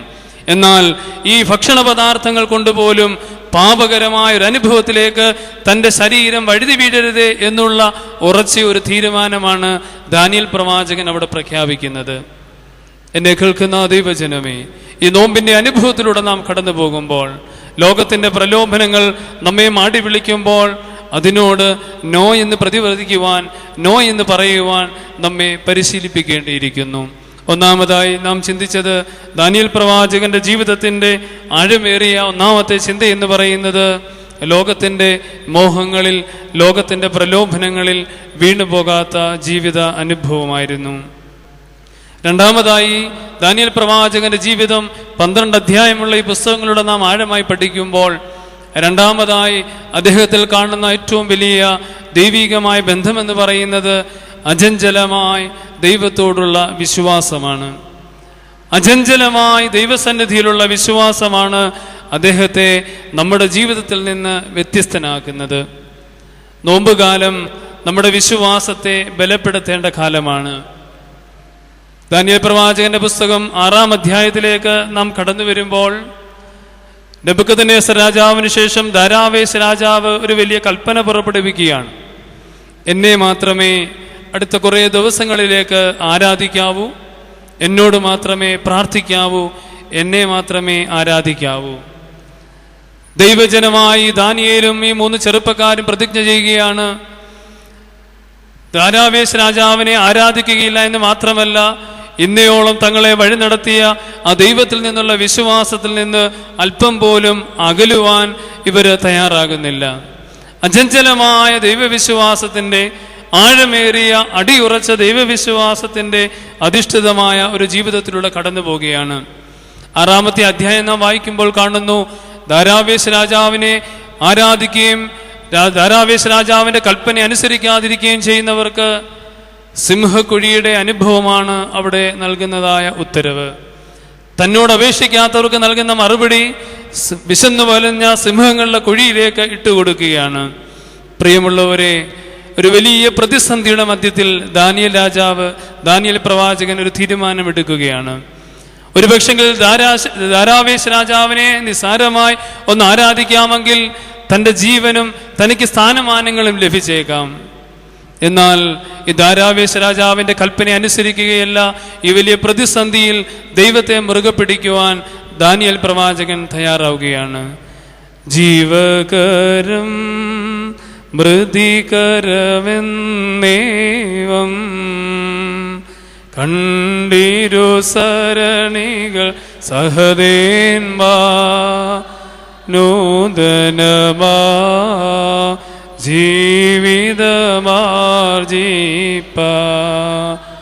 ദുർഘടമാർഗം കാക്ഷിച്ച ദുഷ്ടാത്മാവോടു പടവേട്ടി ജയമോടേറി പറയുന്നു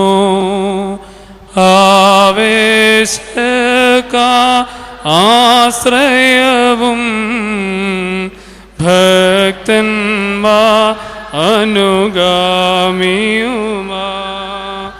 കർത്താവിൻ നാമം ധന്യം. ജീവനും മരണമെന്നുള്ള രണ്ട് വഴികളെ തിരഞ്ഞെടുക്കുവാനുള്ള സാധ്യതകൾ നമ്മുടെ സഹോദരന്മാരുടെ മുമ്പിൽ നിൽക്കുമ്പോൾ മരണത്തിൻ്റെ അല്ലെങ്കിൽ പ്രതിസന്ധികളുടെ മധ്യത്തിൽ ദൈവത്തെ മുറുകെ പിടിക്കുവാൻ അവർ തിരഞ്ഞെടുക്കുകയാണ്. ഇവിടെ ദാനിയേൽ പ്രവാചകന്റെ മുമ്പിൽ ലൈഫ് സേവ് ചെയ്യുവാൻ ഒരു ഈസി വേ എന്ന് പറയുന്നത് ദാരാവേശ രാജാവിനെ ആരാധിക്കുക എന്നതാണ്. വളരെ നിസ്സാരമായ ഒരു കോംപ്രമൈസ്. അവിടെ ദാരാവേശ രാജാവിനെ ആരാധിക്കുകയും പ്രാർത്ഥിക്കുകയും ചെയ്യുമ്പോൾ ലഭിക്കുന്നത് സ്ഥാനമാനങ്ങളോ തൻ്റെ ജീവനോ ആണ്. അതിനോട് മറുത്തു നിൽക്കുമ്പോൾ, അതിനെ ചെറുത്തു നിൽക്കുമ്പോൾ തനിക്ക് ലഭിക്കുന്നത് സിംഹക്കുഴിയുടെ അനുഭവമാണെന്നുള്ള തിരിച്ചറിവിലും ഈ വലിയ പ്രതിസന്ധികളുടെ മധ്യത്തിലും ദാനിയേൽ പ്രവാചകൻ ചെയ്യുന്നത് എന്ത് എന്ന് 6-ാം അധ്യായം 10-ാം വാക്യത്തിൽ രേഖപ്പെടുത്തിയിരിക്കുന്നു. തൻ്റെ ജീവൻ നഷ്ടപ്പെടുന്ന ഈ വലിയ പ്രതിസന്ധിയുടെ മധ്യത്തിൽ ദാനിയേൽ പ്രവാചകൻ ചെയ്യുന്നത് 6-ാം അധ്യായത്തിന്റെ 10-ാം വാക്യം ഇങ്ങനെ പറയുന്നു: ദാനിയേൽ പ്രവാചകൻ മാളികമുറിയുടെ കിളിവാതിൽ യെരുശലേമിന് നേരെ തുറന്നിരുന്നു. താൻ മുമ്പ് ചെയ്തു വന്നതുപോലെ 3 പ്രാവശ്യം മുട്ടുകുത്തി തൻ്റെ ദൈവസന്നിധിയിൽ പ്രാർത്ഥിച്ച് സ്തോത്രം ചെയ്തു. ഒരു വലിയ പ്രതിസന്ധി, ജീവൻ നഷ്ടപ്പെടുമെന്നതായ തിരിച്ചറിവിൽ ദാനിയേൽ പ്രവാചകൻ ചെയ്തത് എന്താണ്? തൻ്റെ മാളികമുറിയുടെ കിളിവാതിൽ യെരുശലേമിന് നേരെ തുറന്നിട്ടുകൊണ്ട് തുടർന്നെന്താ പറയുന്നത്? താൻ ദിവസവും ചെയ്തു വന്നതുപോലെ. പ്രിയമുള്ളവരെ, ഇവിടെ ദാരാവേശ രാജാവിൻ്റെ മുമ്പിൽ തനിക്ക് നേരിയ വലിയ പ്രതിസന്ധികളുടെ മധ്യത്തിലല്ല മുട്ടിപ്പായി കണ്ണുനീരോടെ പ്രാർത്ഥിക്കുന്നത്. ഇസ്രയേലിൽ നിന്ന് ബാബിലോണിലേക്ക് നാടുകടത്തപ്പെട്ട് നെബൂഖദ്നേസർ രാജാവിൻ്റെ കൊട്ടാരത്തിലെ കാര്യവിചാരകനായോ അല്ലെങ്കിൽ സ്ഥാനാപതിയായിട്ടോ നിയമപാലകനായിട്ടോ അദ്ദേഹത്തിന് സ്ഥാനമാനങ്ങൾ ലഭിച്ചപ്പോഴും അദ്ദേഹത്തിൻ്റെ സന്തോഷകരമായ ജീവിത സാഹചര്യങ്ങളിലും ദാനിയേൽ പ്രവാചകൻ എന്തു ചെയ്തു എന്നതാണ് ഈ വാക്യം വ്യക്തമാക്കുന്നത്. താൻ ദിവസവും ചെയ്തു വന്നതുപോലെ 3 നേരം മുട്ടിപ്പായി പ്രാർത്ഥിച്ചു. പ്രിയമുള്ള ദൈവജനമേ, നമ്മുടെ ജീവിതത്തിൽ ദൈവത്തോടുള്ള ബന്ധത്തെ ഈ നോമ്പ് കാലത്ത് നാം ഒന്ന് ആത്മപരിശോധന നടത്തേണ്ടിയിരിക്കുന്നു. ഒരു പക്ഷെങ്കിൽ പരമലയിൽ കടന്നു വന്നുകൊണ്ട് പ്രാർത്ഥിക്കുന്നതും ദൈവസന്നിധിയിൽ നമ്മുടെ പ്രാർത്ഥനകൾ നാം നടത്തുന്നതും പ്രതിസന്ധികളുടെ കാലഘട്ടത്തിലാണ് എന്ന് പറഞ്ഞാൽ ഒരു തെറ്റാണ് എന്ന് എനിക്ക് തോന്നുകയില്ല. എന്നാൽ ദൈവം ആഗ്രഹിക്കുന്നത് നിന്റെ ജീവിതത്തിന്റെ പ്രതിസന്ധി ഘട്ടങ്ങളിൽ മാത്രമല്ല, നിന്റെ ദൈവം നിന്നെ ഉള്ളം കയ്യിൽ വഹിക്കുന്ന സന്തോഷകരമായ ജീവിതത്തിന്റെ സാഹചര്യങ്ങളിൽ നീ ദൈവത്തോടുള്ള ബന്ധത്തെ മുറുകെ പിടിക്കണമെന്ന് ദാനിയേൽ പ്രവാചകന്റെ ഈ ജീവിത അനുഭവം നമ്മെ പഠിപ്പിക്കുകയാണ്. മരണകരമായ ജീവിത അനുഭവത്തിലേക്ക് താൻ കടന്നു പോകുമ്പോഴും തനിക്ക് ദൈവത്തിലുള്ളൊരു വിശ്വാസമുണ്ട്. അതാണ് ഞാൻ ഓർമ്മിപ്പിച്ചത്, അചഞ്ചലമായ ദൈവവിശ്വാസം. താൻ വിളിക്കുന്ന ദൈവം തന്നെ കരുതിക്കൊള്ളും എന്നുള്ളതായ ആഴമേറിയ ഒരു ദൈവവിശ്വാസത്തിൽ നിന്നുകൊണ്ട് ദാനിയേൽ പ്രവാചകൻ താൻ മുമ്പ് ചെയ്തത് വന്നതുപോലെ തൻ്റെ മാളികമുറിയുടെ കിളിവാതിൽ യെരുശലേമിന് നേരെ തുറന്നിട്ടുകൊണ്ട് 3 നേരം മുട്ടിപ്പായി മുട്ടുകൊത്തി കണ്ണുനീരോടെ പ്രാർത്ഥന കഴിച്ച് സ്തോത്രം ചെയ്തു എന്നാണ് ഈ വേദഭാഗം നാം പഠിക്കുന്നത്. നമ്മുടെ ജീവിത സാഹചര്യങ്ങളിൽ പലപ്പോഴും നമുക്ക് എത്രമാത്രം മുട്ടിപ്പായി കണ്ണുനീരോടെ പ്രാർത്ഥിക്കുവാൻ സാധിക്കുന്നുണ്ട്. രോഗങ്ങളോ പ്രതിസന്ധികളോ കടന്നു വരുമ്പോൾ നാം ഓരോ ദേവാലയത്തോടും ഓരോ നമുക്ക് തൃപ്തി നൽകുന്ന ഏതെല്ലാം സ്ഥാപനങ്ങളോടും നാം കൂടുതൽ ആത്മാർത്ഥത കാണിക്കും. എന്നാൽ ദൈവം ആഗ്രഹിക്കുന്നത് നിന്റെ ജീവിതത്തിൻ്റെ പ്രതിസന്ധികളിൽ മാത്രമല്ല, നിന്റെ ജീവിതത്തിൻ്റെ ഓരോ നിമിഷങ്ങളിലും ദൈവത്തോടുള്ള ബന്ധത്തെ നീ മുറുകെ പിടിക്കണം. ആത്യന്തികമായി ഈ ലോകത്തിൽ നിനക്ക് ശക്തമായി, നിനക്ക് താങ്ങും തണലുമായി നിൽക്കുന്നത് ഈ ദൈവമാണെന്നുള്ള തിരിച്ചറിവ് പ്രതിസന്ധികളിൽ മാത്രമല്ല, നിന്റെ സന്തോഷങ്ങളിലും നിന്റെ സൗഭാഗ്യങ്ങളിലുമുള്ള തിരിച്ചറിവ് നിനക്ക് ഉണ്ടാകണം. പ്രിയമുള്ളവരെ, നമ്മുടെ ജീവിതത്തിൻ്റെ കഷ്ടപ്പാടുകളിൽ, നമ്മുടെ ജീവിതത്തിൻ്റെ പ്രതിസന്ധികളിൽ ദൈവത്തെ ആഴമായി മുറുകെ പിടിക്കുവാൻ എനിക്ക് നിങ്ങൾക്കും സാധിക്കേണ്ടിയിരിക്കുന്നു. വളരെ കുഞ്ഞിൽ നാളിൽ തന്നെ ഞാനും നിങ്ങളും ആദ്യമേ കാണാതെ പഠിച്ചതും വരവിട്ടതുമായ സങ്കീർത്തനമാണ് 23-ാം സങ്കീർത്തനം. 180 അധ്യായമുള്ള സങ്കീർത്തനങ്ങളിൽ ഏറ്റവും ചെറുത് 23-ാം സങ്കീർത്തനം ആയതുകൊണ്ടല്ല ഇന്നും നമ്മുടെ കുഞ്ഞുങ്ങൾക്കും നാം ആദ്യമേ അത് പഠിപ്പിച്ചു കൊടുക്കുന്നത്. 23-ാം സങ്കീർത്തനത്തിന് 4-ാം വാക്യത്തിൽ നാം വായിക്കുന്നു, കൂരിരുൾ താഴ്വരയിൽ കൂടി നടന്നാലും ഞാനൊരു അനർത്ഥവും ഭയപ്പെടുകയില്ല, കാരണം നീ എന്നോടുകൂടെ ഇരിക്കുന്നുവല്ലോ. കുഞ്ഞുനാളിൽ മുതൽ നാം ആദ്യമേ കാണാതെ പഠിക്കുകയും നമ്മുടെ കുഞ്ഞുങ്ങളെ നാം പഠിപ്പിക്കുകയും ചെയ്തുകൊണ്ടിരിക്കുന്നു. കാലം ഏറെ കഴിഞ്ഞിട്ടും എന്തുകൊണ്ട് ജീവിതത്തിൻ്റെ പ്രതിസന്ധികളിൽ നീ വായിക്കുന്ന, നീ കാണാതെ പഠിച്ച ഈ ദൈവവചനത്തിലുള്ള വിശ്വാസം നീ വല്ലാതെ അകലുകയാണ്. കൂരിരുൾ താഴ്വരയുടെ അനുഭവത്തിലൂടെ നീ കടന്നുപോയാലും ഞാനൊരു അനർത്ഥവും ഭയപ്പെടുകയില്ല, കാരണം നീ എന്നോട് കൂടെയുണ്ട്. ഈ വിശ്വാസം നമ്മെ ഈ നോമ്പുകാലത്ത് ബലപ്പെടുത്തേണ്ടിയിരിക്കുന്നു. നോമ്പുകാലം നമ്മുടെ വിശ്വാസത്തെ കൂടുതൽ ശക്തിപ്പെടുത്തുവാനുള്ള കാലഘട്ടമാണ്. നോമ്പുകാലം നമ്മുടെ വിശ്വാസം എത്രമാത്രമുണ്ട് എന്ന് തിരിച്ചറിയുവാനുള്ള കാലഘട്ടമാണ്. അതാണ് ഞാൻ ആദ്യമേ ഓർമ്മിപ്പിച്ചത്. നോമ്പുകാലം ആത്മപരിശോധനയുടെ സ്വയവിമർശനത്തിൻ്റെ ഒരു കാലഘട്ടമാണെന്നുള്ള തിരിച്ചറിവ് നമുക്കുണ്ടാകണം. നോമ്പെടുത്തുകൊണ്ട് ദൈവത്തിൽ നിന്ന് അനുഗ്രഹങ്ങൾ പ്രാപിക്കുക എന്നുള്ളതല്ല, എന്തെങ്കിലും കേവലമായ നേട്ടങ്ങൾ നേടിയെടുക്കുക എന്നുള്ളതല്ല, മറിച്ച് ഈ നോമ്പുകാലം, ഈ 365 ദിവസമുള്ളൊരു വർഷക്കാലം ദൈവം നൽകുമ്പോൾ ഈ 50 ദിവസം വേറിട്ടുകൊണ്ട് ഞാൻ ദൈവത്തോട് ആലോചന കഴിക്കുകയാണ്.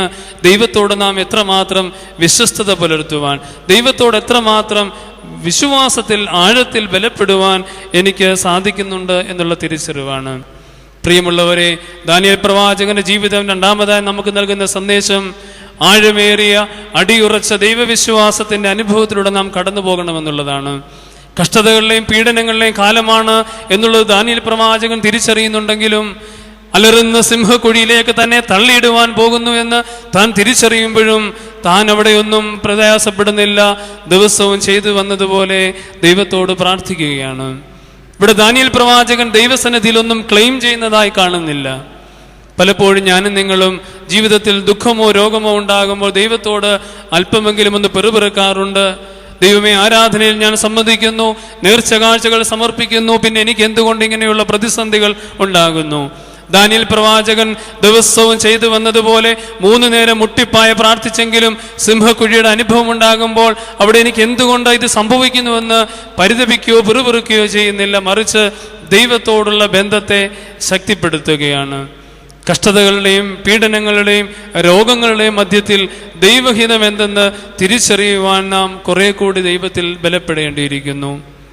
ഇതുകൊണ്ടാണ് തോമസ് അക്വിനാസ് എന്ന പിതാവ് തന്റെ പുസ്തകത്തിൽ എഴുതിയിരിക്കുന്നു, യേശു ക്രിസ്തുവിനോടൊപ്പം പന്തിയിലിരിക്കുവാൻ അനേകരുണ്ട്, ക്രിസ്തുവിന്റെ ക്രൂശ് ചുമക്കുവാൻ ആരും കാണുകയില്ല. സൗഭാഗ്യകരമായ പന്തിയുടെ അനുഭവത്തിൽ, ഊണുമേശയുടെ അനുഭവത്തിൽ, സൗഭാഗ്യങ്ങളുടെ അനുഭവത്തിൽ ഒരുപാട് ആളുകൾ ഉണ്ടാകും. കഷ്ടതകളുടെയും പ്രയാസങ്ങളുടെയും മധ്യത്തിൽ ആരും കാണുകയില്ല. നിന്റെ ജീവിതത്തിന്റെ കഷ്ടപ്പാടുകളിൽ എൻ്റെ ദൈവഹിതം എന്തെന്ന് തിരിച്ചറിയുവാൻ 40 ദിവസത്തെ യാത്ര, തുടർന്നുള്ള ദിവസങ്ങൾ എനിക്കും നിങ്ങൾക്കും വേണ്ടി കാൽവറിയിൽ യാഗമായ ആ ക്രിസ്തുവിലേക്കുള്ള നോട്ടമാകുമ്പോൾ ഈ ലോകത്തിലെ നിസാരമായ വേദനകളിൽ എനിക്ക് വേണ്ടി വേദനകൾ സഹിച്ച ക്രിസ്തുവിനെ കാണുവാൻ എനിക്ക് സാധിക്കേണ്ടിയിരിക്കുന്നു. കഷ്ടനഷ്ടമേറി വന്ന ഭാഗ്യവാനായി തീരുന്നു ഞാൻ, കഷ്ടനഷ്ട ഏറി വന്ന ഭാഗ്യവാനായി തീരുന്നു ഞാൻ, കഷ്ടമേറ്റ കർത്താവോട്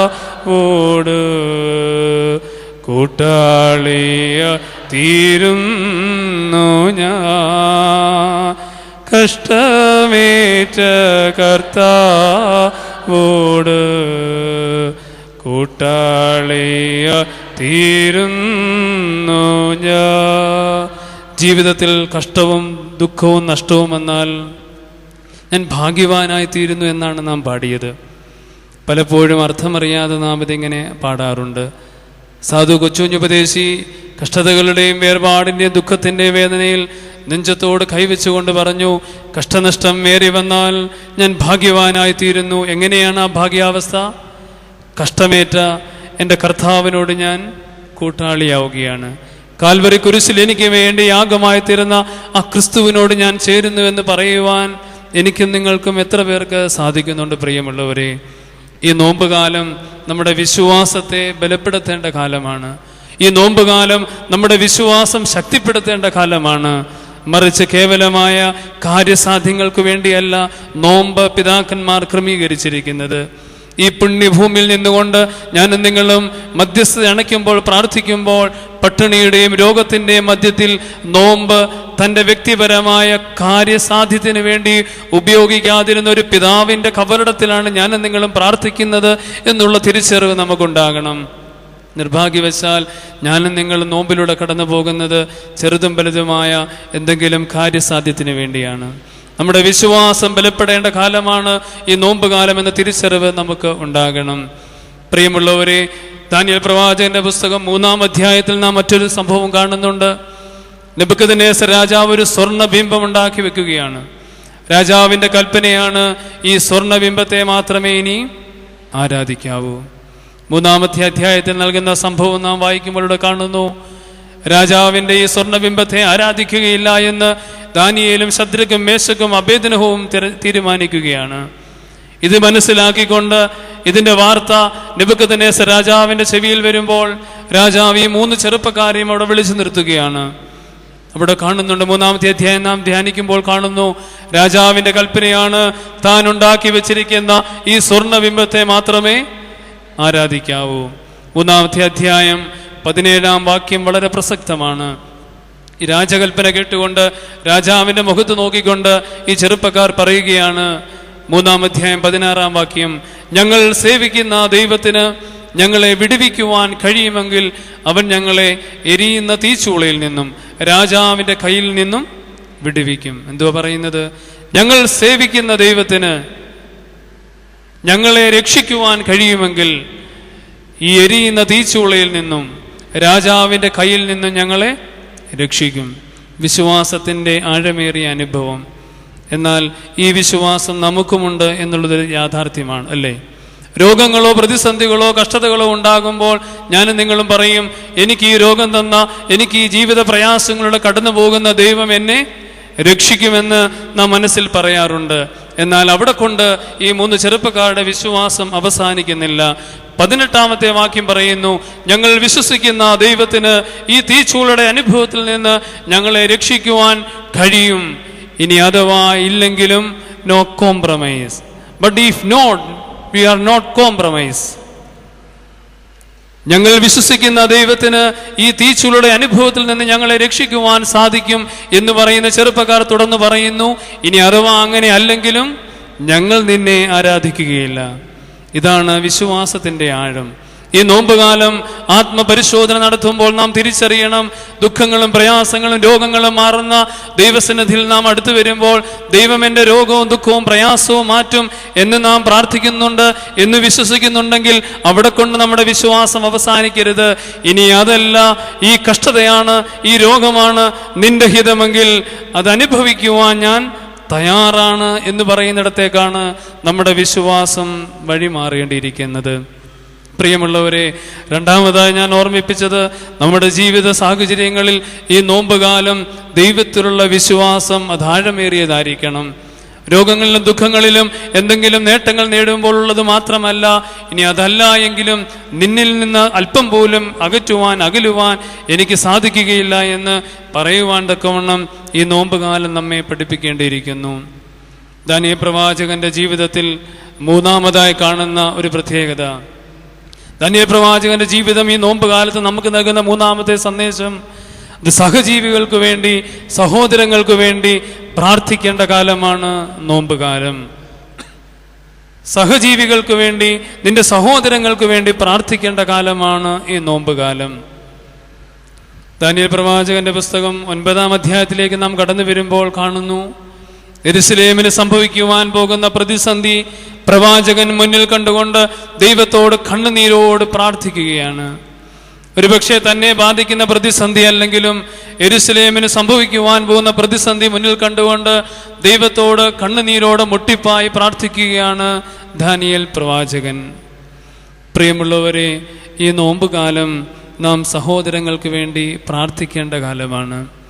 സഹോദരൻ എന്ന് പറയുമ്പോൾ രക്തബന്ധങ്ങളിൽ അവസാനിക്കുന്നതല്ല, മറിച്ച് നിന്റെ ചുറ്റുപാടുമുള്ള നീ ആയിരിക്കുന്ന സമൂഹത്തിൽ എത്രമാത്രം നന്മകൾ ചെയ്യുവാൻ ഈ നോമ്പുകാലം നീ മാറ്റിവെച്ചു എന്ന് തിരിച്ചറിയേണ്ടിയിരിക്കുന്നു.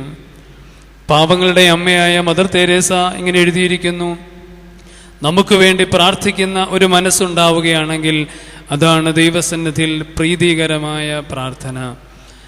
നമുക്ക് വേണ്ടി പ്രാർത്ഥിക്കുന്ന ഒരു മനസ്സുണ്ടാവുകയാണെങ്കിൽ അതാണ് ദൈവസന്നിധിയിൽ ഏറ്റവും പ്രീതികരമായ പ്രാർത്ഥന എന്ന് പറയുന്നത് പാപങ്ങളുടെ അമ്മയായ മദർ തെരേസയാണ്. എനിക്കും നിങ്ങൾക്കും വേണ്ടി പ്രാർത്ഥിക്കുവാൻ, ആത്മാർത്ഥതയോടെ പ്രാർത്ഥിക്കുവാൻ എത്ര ആളുകൾ നമുക്ക് ചുറ്റുപാടുമുണ്ട്. അങ്ങനെയുള്ളൊരു തിരിച്ചറിവിലേക്ക് നാം വരുമ്പോൾ, അറിവിൽ നിന്ന് തിരിച്ചറിവിലേക്ക് നാം വളരുമ്പോൾ, ബോധത്തിൽ നിന്ന് സുബോധത്തിലേക്ക് നാം വളരുമ്പോൾ നാം തിരിച്ചറിയണം, അങ്ങനെയെങ്കിൽ ഈ നോമ്പുകാലം ഞാൻ പ്രാർത്ഥിക്കേണ്ടത് എനിക്ക് വേണ്ടിയല്ല, എൻ്റെ സഹോദരങ്ങൾക്ക് വേണ്ടിയാണ്.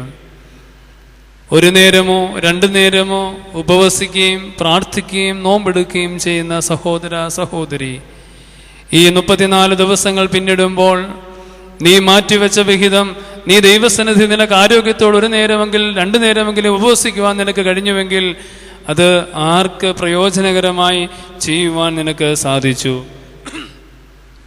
ഒരു കഥയുണ്ട്. ഒരു മനുഷ്യൻ ഒരു കാട്ടിലൂടെ ഇങ്ങനെ നടന്നു പോവുകയായിരുന്നു. അപ്പോൾ ഈ മനുഷ്യൻ ഈ കാട്ടിലൂടെ നടന്നു പോയപ്പോൾ 2 കാലുകളില്ലാത്ത ഒരു കുറുക്കനെ കണ്ടു. അപ്പോൾ ഈ മനുഷ്യൻ ചിന്തിച്ചു, 2 കാലില്ലാത്ത ഈ കുറുക്കൻ എങ്ങനെയാണ് ജീവിക്കുന്നത്? 2 കാലില്ലാത്ത ഈ കുറുക്കൻ എങ്ങനെയാണ് ഇര പിടിക്കുന്നത്? അല്പം ഈ കുറുക്കനെ ഒന്ന് വീക്ഷിക്കാമെന്ന് കണ്ട് ഈ മനുഷ്യൻ മാറി നിന്ന് നോക്കിയപ്പോൾ ഒരു പുലി ഒരു ഇരയെ പിടിച്ചുകൊണ്ട് ഈ കുറുക്കൻ്റെ അടുത്തേക്ക് വരുന്നു.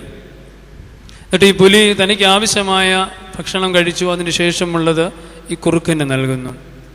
ഇങ്ങനെ കുറേ ദിവസങ്ങളിൽ ഈ മനുഷ്യൻ ഈ കുറുക്കനെ വീക്ഷിക്കുമ്പോൾ ഇത് യാദൃച്ഛികമായി സംഭവിച്ചതല്ല, മറിച്ച് ഈ പുലി ഓരോ ദിവസവും ഈ കുറുക്കന് ആഹാരം വേണമെന്ന് മനസ്സിലാക്കിക്കൊണ്ട് ഇരയെ പിടിച്ചുകൊണ്ട് ഈ കുറുക്കന് കൊടുക്കുകയാണ്.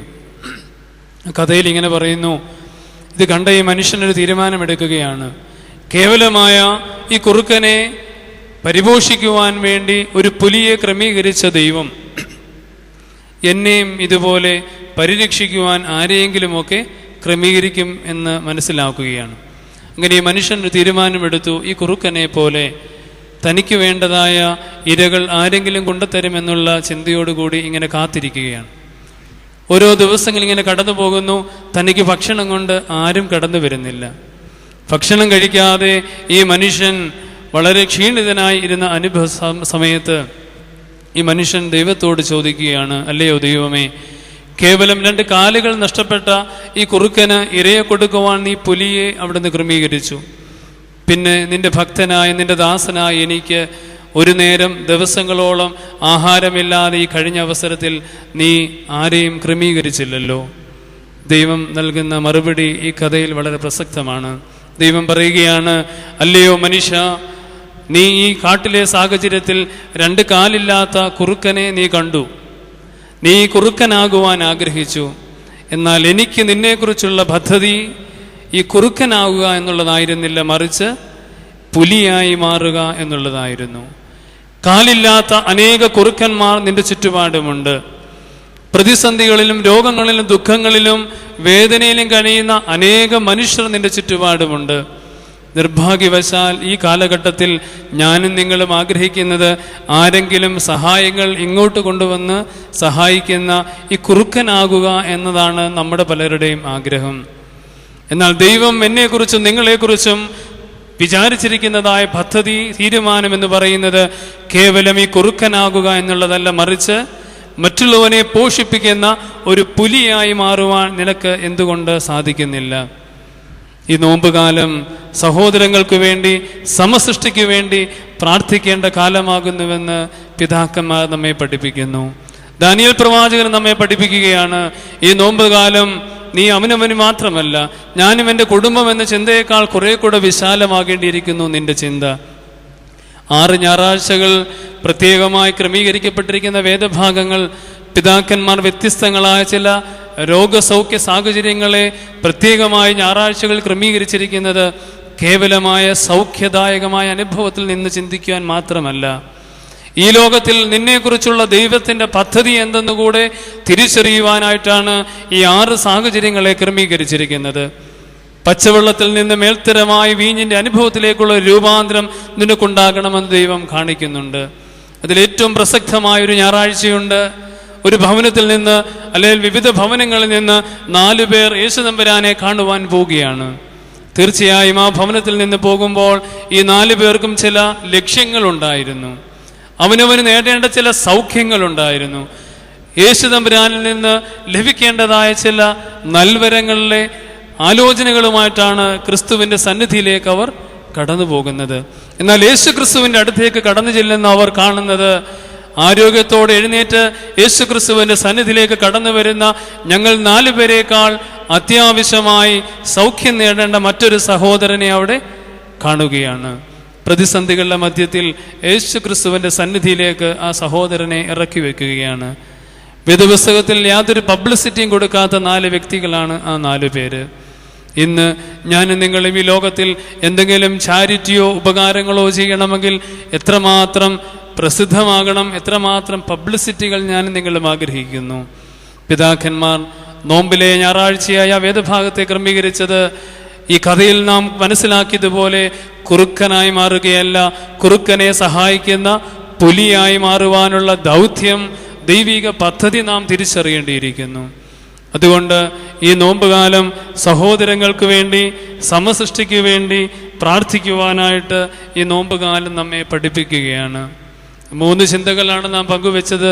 ദാനിയേൽ പ്രവാചകന്റെ ജീവിതം ഈ വലിയ നോമ്പിന്റെ അനുഭവത്തിലൂടെ കടന്നു പോകുമ്പോൾ, നാം ആത്മപരിശോധന നടത്തുമ്പോൾ, എൻ്റെ ജീവിതവുമായി ഒന്ന് താരതമ്യം ചെയ്യുമ്പോൾ, ഒന്നാമതായി നമ്മെ പഠിപ്പിക്കുന്നു, ലോകത്തിൻ്റെ ഇമ്പങ്ങളിൽ വീണുപോകാത്ത പ്രാർത്ഥനാ ജീവിതമായിരിക്കണം എൻ്റേതും നിങ്ങളുടേതും.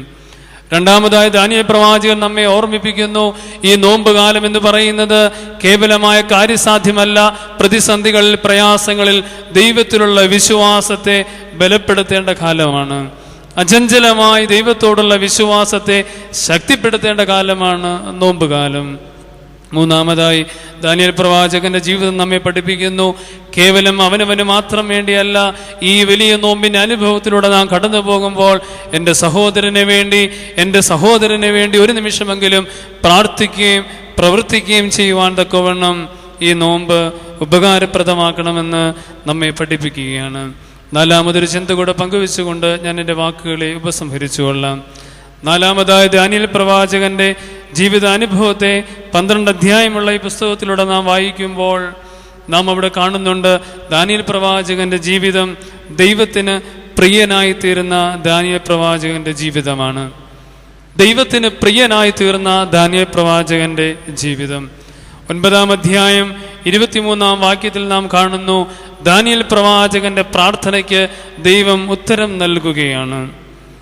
എന്താണ് അതിൻ്റെ ക്വാളിഫിക്കേഷൻ എന്ന് 10-ാമത്തെ അധ്യായം 12-ാം വാക്യത്തിൽ പറയുന്നു, ദൈവസന്നിധിയിൽ നീ എത്രയും താഴ്ത്തി എന്നുള്ളതാണ്. ദൈവത്തിന് പ്രിയനായി തീർന്ന ദാനിയേൽ പ്രവാചകന് ദൈവത്തിൽ നിന്ന് ഉത്തരമരുളുകയാണ്. അതിന് ദാനിയേൽ പ്രവാചകന്റെ ജീവിതത്തിൽ ഉണ്ടായിരുന്ന മഹത് ഗുണം എന്ന് പറയുന്നത് ദൈവസന്നിധിയിൽ താഴ്ത്തി സമർപ്പിച്ചു എന്ന് 10-ാം അധ്യായം 12-ാം വാക്യം രേഖപ്പെടുത്തിയിരിക്കുന്നു. ഈ നോമ്പുകാലം ഞാനും നിങ്ങളും ദൈവത്തിന് പ്രിയമുള്ളവനായി, ഞാനും നിങ്ങളും ദൈവത്തിന് പ്രിയമുള്ള മകനായി, പ്രിയമുള്ള മകളായി മാറ്റുവാനുള്ള ഒരു കാലഘട്ടമാണ്. ദൈവസന്നിധിയിലുള്ള നമ്മുടെ ജീവിതം എത്രയും താഴ്മയോടെ താഴ്ത്തി സമർപ്പിക്കുവാൻ എനിക്ക് നിങ്ങൾക്കും സാധിക്കാറുണ്ടോ? അലറുന്ന സിംഹങ്ങളുടെ മധ്യത്തിലേക്ക് ഇട്ടുകൊടുക്കുന്ന ദാനിയേൽ പ്രവാചകനെ പിടിക്കാതിരുന്ന ആ സിംഹങ്ങൾ മൂലം രാജാവും ജനങ്ങളും ദൈവത്തിൽ വിശ്വസിക്കുകയാണ്. എരിയുന്ന തീച്ചൂളുടെ മധ്യത്തിൽ കത്തിവെണ്ണീറാകേണ്ട സാഹചര്യത്തിൽ ദൈവത്തിലുള്ള വിശ്വാസത്തിൽ ഒരു അല്പം പോലും കേട് സംഭവിക്കാതെ അവരുടെ മുമ്പിൽ മാറി നിൽക്കുകയാണ് ഈ 3 ചെറുപ്പക്കാർ. ഒരുപാട് അത്ഭുതങ്ങളുടെയും ഒരുപാട് അതിശയങ്ങളുടെ മധ്യത്തിൽ അല്പം പോലും അഹങ്കരിക്കാതെ ദൈവസന്നിധിയിൽ താഴ്ത്തി സമർപ്പിക്കുന്ന ജീവിതമാണ് ദാനിയേലിന്റെ ജീവിതത്തിന്റെ പ്രത്യേകതയായി നാം കാണുന്നത്. ഈ ലോകത്തിൽ അല്പമായോ അധികമായോ കഴിവുകളോ നന്മകളോ അനുഗ്രഹങ്ങളോ എനിക്കും നിങ്ങൾക്കും ദൈവം നൽകിയിട്ടുണ്ടെങ്കിൽ അവിടെ പലപ്പോഴും അറിഞ്ഞുകൂടാതെയോ നാം അഹങ്കരിച്ചു പോകാറുണ്ട്. താണനിലത്തെ നീരോടു അവിടെ ദൈവം തുണ ചെയ്യൂ എന്നുള്ള പഴഞ്ചൊല്ലൊക്കെ നമുക്കറിയാമെങ്കിലും ദൈവസന്നിധിയിൽ എത്രമാത്രം താഴുവാൻ എനിക്കും നിങ്ങൾക്കും സാധിക്കുന്നു എന്നുള്ള തിരിച്ചറിവുണ്ടാകണം. വർഷാവർഷങ്ങളായി എത്രയോ ആളുകൾ ഈ കബറിടത്തിൽ വന്നുകൊണ്ട് അനുഗ്രഹം പ്രാപിക്കുന്നു. ജീവിച്ചിരിക്കുമ്പോൾ തന്നെ പരിശുദ്ധനെന്ന് പ്രഖ്യാപന അല്ലെങ്കിൽ വാക്കാൽ അറിയപ്പെട്ടിരുന്ന പരിശുദ്ധ പരിമല തിരുമേനി ജീവിതത്തിൽ താഴ്മയുടെ അനുഭവമായിരുന്നു. ലഭിച്ച ദൈവിക അനുഗ്രഹങ്ങളിലൊന്നും അഹങ്കരിക്കാതെ താഴ്മയോടെ ജീവിച്ച ഈ പരിശുദ്ധ പിതാവിന്റെ പാദസ്പർശമേറ്റ ഈ പുണ്യഭൂമിയിൽ നാം ആയിരിക്കുമ്പോൾ എത്രമാത്രം ദൈവസന്നിധിയിൽ താഴ്ത്തണമെന്ന് ഈ പിതാവ് നമ്മെ പഠിപ്പിക്കുകയാണ്. ലഭിച്ച അനുഗ്രഹങ്ങളിലോ കഴിവുകളിലോ അഹങ്കരിക്കുവാനല്ല, ദൈവസന്നിധിയിൽ താഴ്ത്തി സമർപ്പിക്കണമെന്ന് ഈ പരിശുദ്ധ പിതാവ് നമ്മെ ഓർമ്മിപ്പിക്കുകയാണ്. പ്രിയമുള്ളവരെ, ദാനിയേൽ പ്രവാചകന്റെ ജീവിതം നാം 12 അധ്യായമുള്ള പുസ്തകങ്ങളിലൂടെ കാണുമ്പോൾ 4 ചിന്തകളെയാണ് നിങ്ങളുടെ മുമ്പിൽ പങ്കുവെച്ചത്. ഈ വലിയ നോമ്പിന്റെ അനുഭവത്തിൽ, പ്രത്യേകിച്ച് കാത്തിരിപ്പ് കാലത്തിന്റെ അവസാന 10 ദിവസങ്ങളിലേക്ക് ഞാൻ നിങ്ങളും അടുക്കുമ്പോൾ, ആ കാൽവരിയിൽ യാഗമായ ക്രിസ്തുവിനെ നോക്കി നാം യാത്ര ചെയ്യുമ്പോൾ നമ്മുടെ ചിന്തകൾ കുറെ കൂടെ ശക്തിപ്പെടുത്തേണ്ടിയിരിക്കുന്നു. ഇനിയുള്ള ദിവസങ്ങളിൽ ലോകത്തിന്റെ മോഹങ്ങളിലും ലോകത്തിന്റെ പ്രലോഭനങ്ങളിലും വീണുപോകാതെ ദൈവത്തെ മുറുകെ പിടിക്കുവാൻ നമുക്ക് സാധിക്കണം. പ്രലോഭനങ്ങളെ അതിജീവിക്കുവാൻ നമുക്ക് സാധിക്കണം. ചെളിയിലൂടെ നടന്നാൽ കാലിൽ ചെളി പറ്റുമെന്ന തിരിച്ചറിവ് നമുക്കുണ്ടാകുമ്പോൾ നാം ചെയ്യേണ്ടത് നടക്കാതിരിക്കുക എന്നുള്ളതല്ല, ചെളിയിൽ ചവിട്ടാതെ നടക്കുക എന്നുള്ള തിരിച്ചറിവാണ്. പ്രലോഭനങ്ങൾ ഒഴിഞ്ഞ ഒരു ജീവിതം നമുക്കില്ലെന്നുള്ള തിരിച്ചറിവോടുകൂടി അതിനെ ജീവിക്കുവാൻ ചില തീരുമാനങ്ങൾ നാം എടുക്കേണ്ടിയിരിക്കുന്നു. രണ്ടാമതായി, ദൈവത്തിലുള്ള അചഞ്ചലമായ അടിയുറച്ച വിശ്വാസം. അലറുന്ന സിംഹങ്ങളുടെ മുമ്പിലും എരിയുന്ന തീച്ചൂരുടെ മുമ്പിലും പതറിപ്പോകാതെ ദൈവത്തിലുള്ള അടിയുറച്ച വിശ്വാസത്തെ നാം മുറുകെ പിടിക്കേണ്ടിയിരിക്കുന്നു.